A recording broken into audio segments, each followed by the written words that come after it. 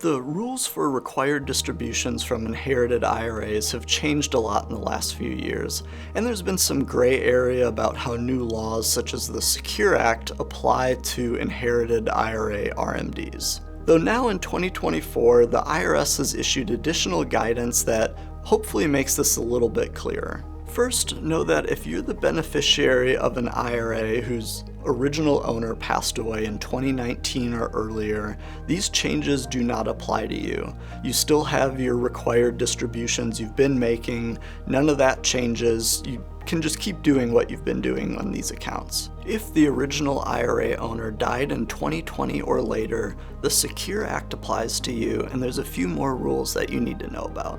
There are a lot of different rules here that can apply depending on your relationship to the original IRA owner, but for this video we're just going to look at the most common, which is a non-spouse beneficiary that's more than 10 years younger than the original IRA owner. So this is you inheriting an IRA from your parents, your grandparents, or maybe an aunt or an uncle. If this applies to you, there are two requirements that you should be aware of.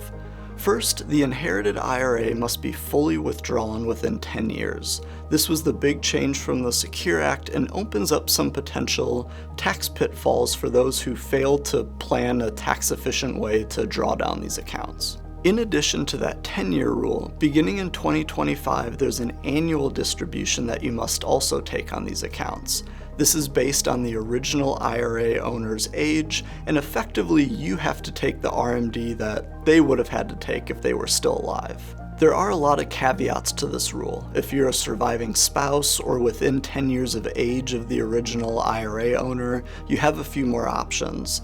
Likewise, if you're a minor or you are disabled, you're able to delay some of these distributions until later in life. But for most heirs, these new rules are going to apply, and it requires you to create a tax-efficient plan for drawing down these accounts over time. You should work with a tax professional or a financial planner like Arnold & Moat Wealth Management to ensure you're not setting yourselves up for large tax bills down the line or paying too much in taxes this year.